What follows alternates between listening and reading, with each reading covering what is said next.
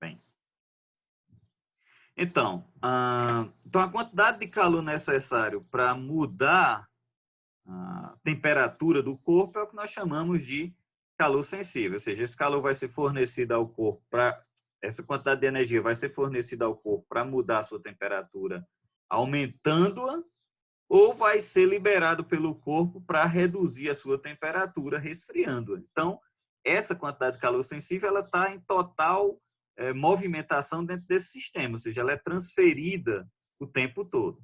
Mas também tem uma quantidade de calor que vai ser utilizada não para mudar a temperatura daquela substância, daquele corpo em questão. No caso, a gente vai tratar de substância porque a gente vai estar falando da água. Então, é a quantidade de calor que nós chamamos de calor latente. Essa quantidade de calor latente ela não muda a temperatura do corpo. O que ela faz é mudar a fase. Ou seja, a água está no estado sólido, recebe essa quantidade de calor e vai para o estado líquido sem mudar a temperatura, mas mudando a fase. A partir dela virar do sólido e ir para o líquido, e se continuar tendo fornecimento de energia para ela, ela vai aumentar a sua temperatura. Então, a quantidade de calor que foi fornecido não é mais calor latente, porque não mudou, não tem mais o que mudar de fase, e sim mudar de temperatura. Então, vai ser calor sensível. Então, a distinção entre quantidade de calor sensível, quantidade de calor latente, ou essa energia em forma de calor sensível, em forma de calor latente, é que o calor sensível ele muda a fase da substância e o calor sensível ele aumenta a temperatura da substância quando fornecido a ela. Então, imagine o seguinte, eu tenho água na forma de gelo, né, em forma sólida, e eu começo a fornecer calor para ela. E ela vai aumentando sua temperatura, mas sem mudar de fase ainda. Então, essa quantidade de calor que eu vou fornecendo é o que eu chamo de calor sensível. Então, eu estou fornecendo calor para ela. Só que chega um ponto que ela começa a passar do estado sólido para o estado líquido. E, nesse momento, todo o calor que eu continuar fornecendo para o sistema, ele vai ser utilizado não para mudar a temperatura do gelo, mas para mudar a fase da água que estava em forma sólida, para mudar a fase, ela ir para o estado líquido. E o detalhe, ela sai, imagine aí um caso fictício, a 0 grau. Então, o gelo estava a menos 10 graus. Então, eu vou fornecendo calor ao sistema até ele chegar a uma temperatura, assumindo que de que haverá mudança de fase a 0 graus Celsius. Então, vamos assumir que esse é o cenário. A 0 graus Celsius, a água vai mudar do estado sólido para o estado líquido. Então, você está tendo o gelo a menos 15, então eu vou fornecendo calor, ele vai menos 15, menos 14, menos 5, menos 4, menos 2, menos 1, ele ainda é totalmente gelo. Aí, 0. Quando chega em 0, eu continuo fornecendo aquela mesma quantidade de calor. Só que do menos 15 até o 0, aquela quantidade de calor não mudava a fase, mudava a temperatura. Então, era calor sensível. Só que agora eu continuo fornecendo calor. Ele vai continuar em 0 grau, mas a água vai sair do sólido para o líquido. E eu vou continuar fornecendo esse calor e ele não muda a temperatura, ele vai mudando a fase. Quando todo o gelo estiver convertido para líquido, o que é que vai acontecer? Ele continua em 0 grau. Aí eu continuo fornecendo calor. Se eu continuar fornecendo calor, ele vai agora não mudar de fase. Aí ele começa a aumentar a temperatura. 1, 2, 3, etc, etc. Vai subindo. E essa quantidade de calor do 0 até um determinado ponto vai ser o que eu chamo de calor sensível. Novamente, porque eu mudei a temperatura, não estou mudando a fase. Só que vai chegar um ponto em que a água já não consegue mais permanecer na forma líquida. E aí ela começa a passar para o vapor. Então, imagine que isso aí aconteceu a 100 graus Celsius.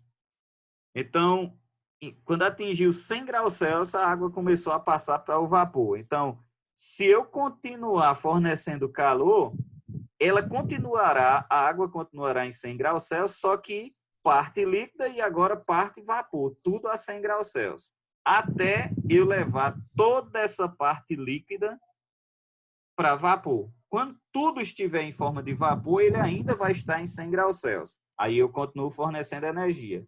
Aí ele vai aumentar a temperatura desse vapor de água aí até um limite X. Então, veja que a forma de transferência de calor, ela pode estar da forma sensível, quando você muda a temperatura da substância, ou na forma latente, quando você muda a A fase da fase. substância. Okay? Então, é importante lembrar desse detalhe aí. Então, no nosso caso, nós vamos ter água líquida como referência, porque é o que nós usamos no dia a dia, nesse contexto do sistema solo-planta-atmosfera.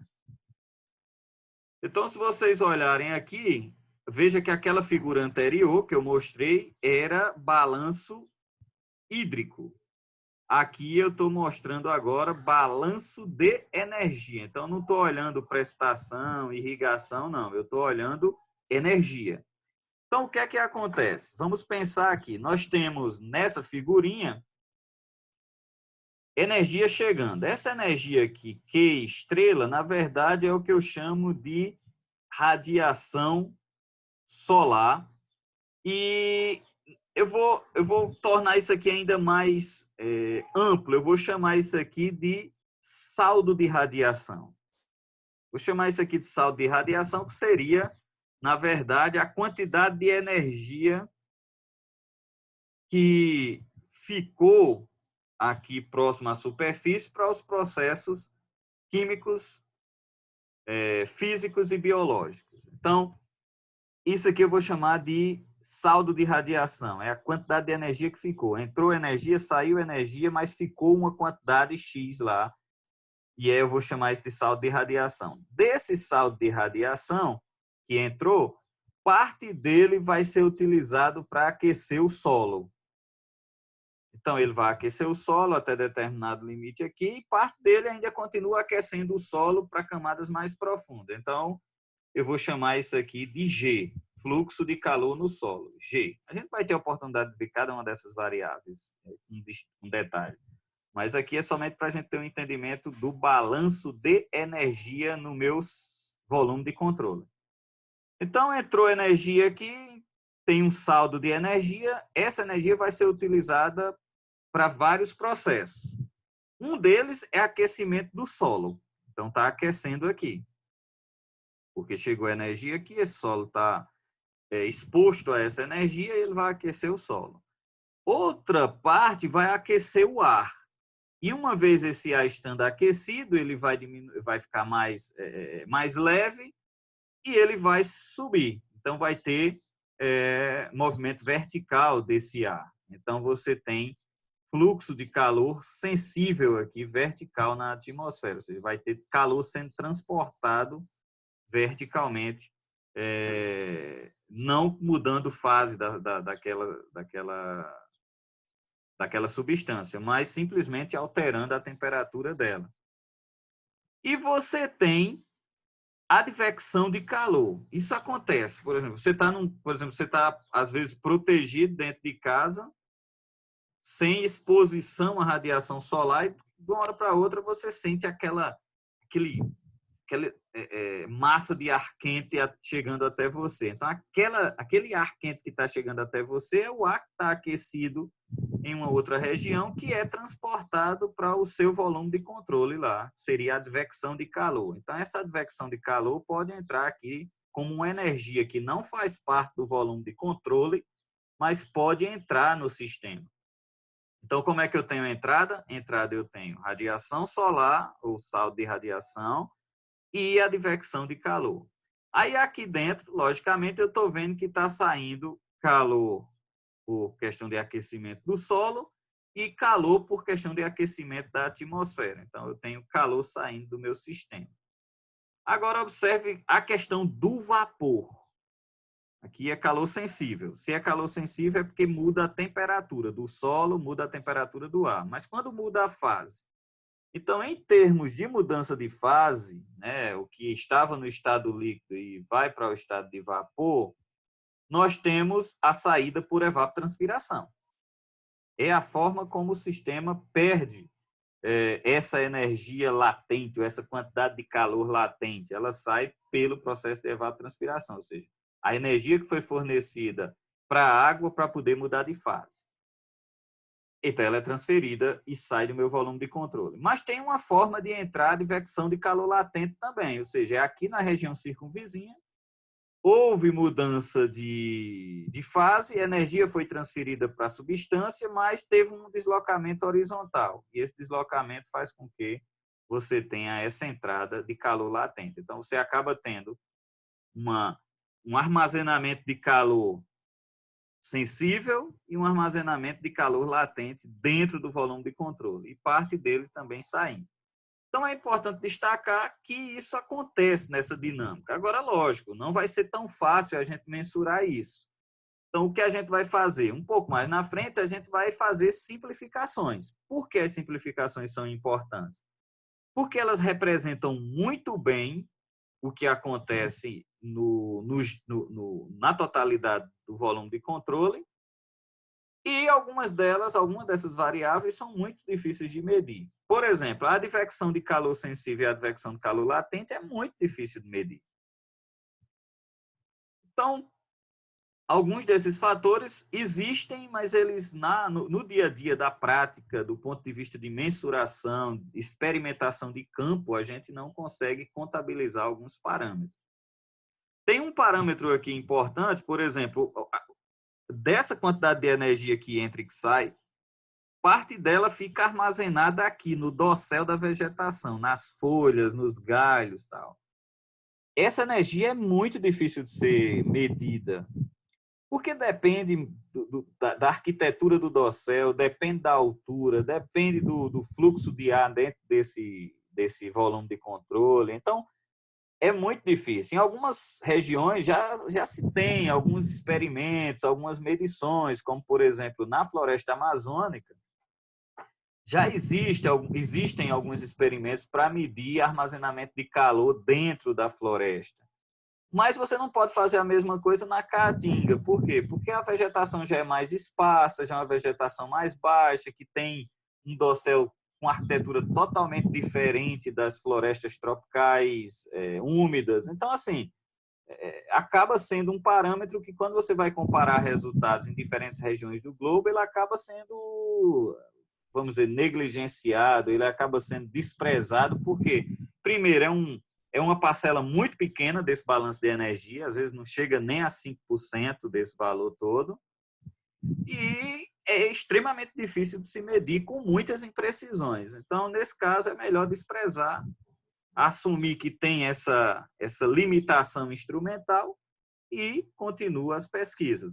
Se mais na frente tivermos sensores para fazer essas medições de forma mais precisa, novos modelos desenvolvidos, então a gente pode contabilizar isso, mas hoje existem muitas incertezas e ainda um aparato experimental muito limitado. Então, nesse caso, fica muito complicado de se fazer determinados tipos de pesquisa quando envolve balanço de energia em um determinado volume de controle em questão. Okay? Então, para a gente fazer ou fechar a nossa equação do balanço de energia, nós temos o que entra e o que sai. Então, o que entra em positivo, o que sai negativo. Então, nós temos, entrando, nós temos a radiação solar, saldo de radiação, na verdade, que é parte solar e parte terrestre, saindo em forma de calor sensível, saindo em forma de calor latente, saindo em forma de calor no solo. E entrando em forma de advecção de calor e em forma de advecção de vapor. O que vai sobrar no final é um armazenamento de vapor, né? Um armazenamento, na verdade, nesse caso aqui, de calor armazenado no ar, um armazenamento de calor na vegetação, no dossel da vegetação, um armazenamento de calor no solo, que vai ter, não tem como a gente evitar isso, e armazenamento de vapor. É fácil calcular isso? Não. Já foi dito que separar cada um desses termos é impossível hoje. Então, a gente trabalha, despreza todos esses termos aqui, AH, latente, e vai ficar com essa equação. Então, é essa equação que vai reger o balanço de energia, e a gente vai ver como é que isso vai ficar um pouco mais adiante, ok? Então, a nossa aula, nos primeiros momentos, está acabando. Eu vou parar, colocar para gravar aqui, com vocês e eu tomarmos água, e a gente retorna em 4 minutos, 5 minutos no máximo. Ok, pessoal?